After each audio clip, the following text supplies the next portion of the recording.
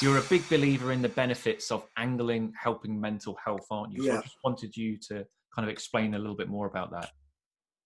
So I suppose, so it's a huge subject, and I don't like to pass myself off as an expert. I can just relay personal experiences. So I've had two friends who are severely bipolar, and one of them killed himself, and the other one's in and out of hospital quite a lot.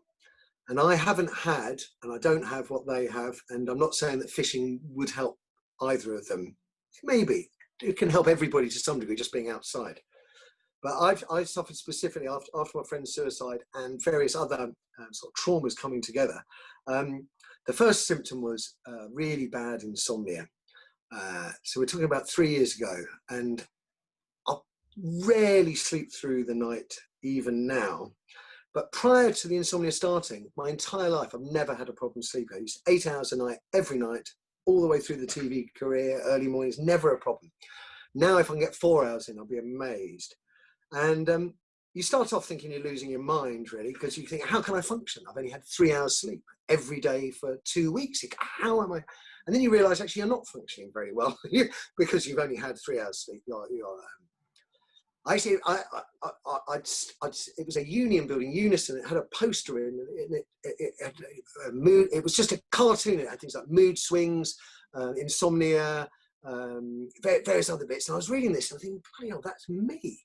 Every one of the things. So I went to see the doctor with the insomnia, and she diagnosed post-traumatic stress disorder and said, there is no shortcut out of this. And I think PTSD, I know people have gone to Iraq and Afghanistan. She said, it doesn't matter.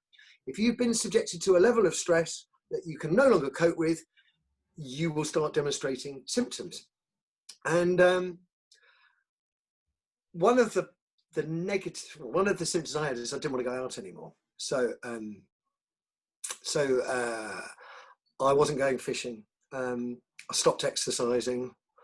And I keep saying to people, I'm not out of the woods yet. I haven't restarted exercising, and I'm still quite keen on staying indoors. But I have made, since lockdown came down at the beginning of July, really, end of June, I've made a real attempt to go out with my wife's encouragement. And I've already, she said straight away, you could see the benefits, because instead of basically sitting at home, there's only so far you can walk around for exercise indoors. And instead I was going out and doing maybe 2 miles, clambering over rocks, and just the physical exercise is good.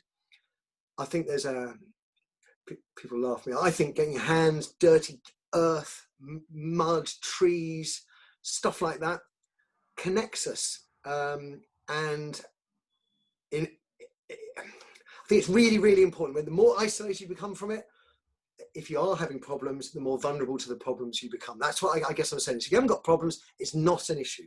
But if you have got problems, I think going out, sometimes you come even on your own, and just having a change of scene, refocusing the mind instead of your mind going around worrying about this and that all the time. I could just go fishing, and all I'd think about was fishing. And that in itself gave my brain a holiday.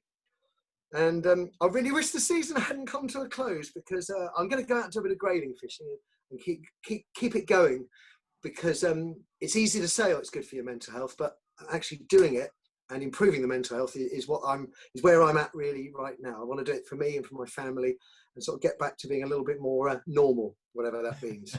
So I feel a bit more like I used to.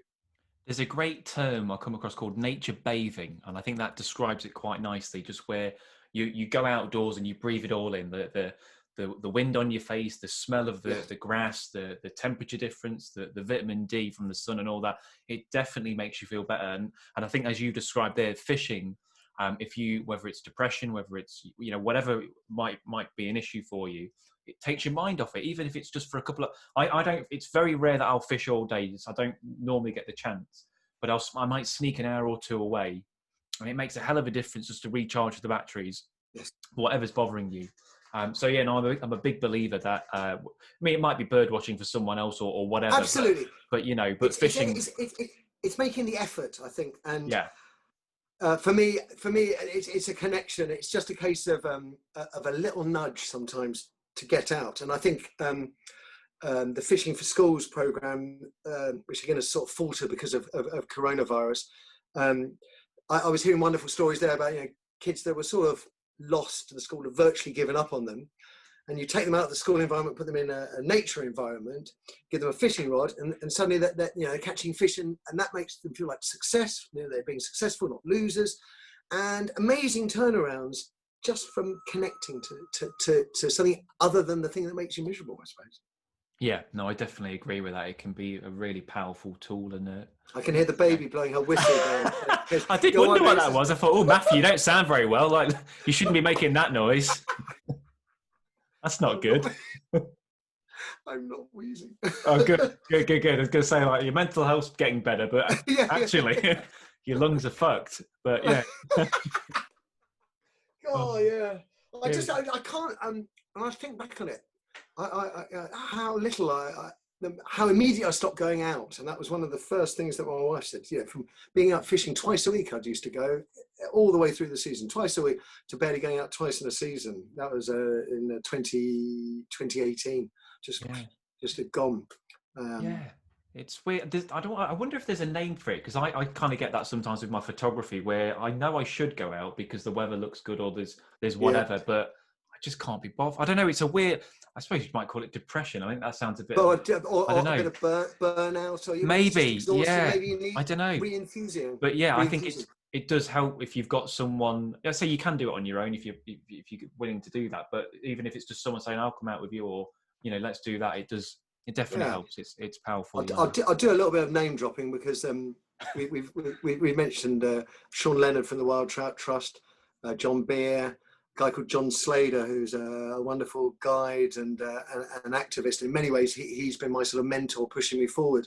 And most recently, Fergal Sharkey, who I now work with. He's come on the podcast. He's been on. And those people in particular have made a real effort, sort of just a light touch interest in how I'm getting along, and like true friends. I'm very, very grateful. Very grateful.